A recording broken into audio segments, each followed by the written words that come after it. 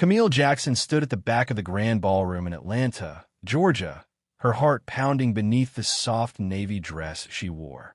She had promised herself she wouldn't cry. Not today. Not at this wedding. Her ex-husband Malik was marrying again, just 2 years after their divorce. And for reasons known only to God and guilt, he had invited her. She came for closure, for peace, not to beg, not to cause a scene. She thought she was strong enough. But when the bride, a slim woman named Trisha with bright eyes and a sharper tongue, raised her glass and said, "To a fruitful union, unlike the last one," everyone's eyes shifted. And Camille felt like the room caved in. It wasn't just a comment. It was a wound reopened. Camille had spent 7 years trying to conceive. Doctor visits, hormone shots, prayers, tears, nothing had worked.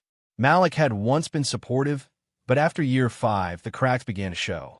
By year 6, he'd started working late.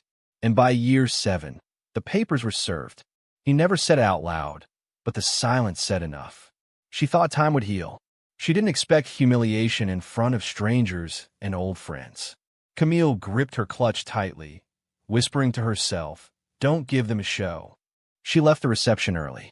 Alone in her small apartment in Decatur, Camille curled up on her couch, replaying the moment over and over.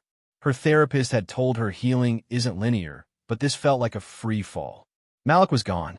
The kids they planned for never came. And now, even her dignity had been stripped by a woman she barely knew. But somewhere between sobs, Camille felt a flame. A small one. Not anger, not bitterness, resolve. That night, she opened her laptop, typed adoption agencies near me, and clicked on a site she had bookmarked long ago but never dared to open. Camille began the process quietly. She didn't tell her friends. She didn't tell her mother. It was something sacred now. Something just for her. The paperwork was endless. Background checks, financial statements, home evaluations. At first, it felt overwhelming, but each step gave her back a piece of control. Camille also started journaling every night, writing letters to the child she hadn't met yet. "Dear baby," she'd start, "today I moved one step closer to you." Some nights, she cried as she wrote. Other nights, she smiled through tears. It became her ritual, her hope. Months passed. Her apartment transformed into a home fit for a child. Neutral colors, soft toys, a crib in the corner, and books stacked with care.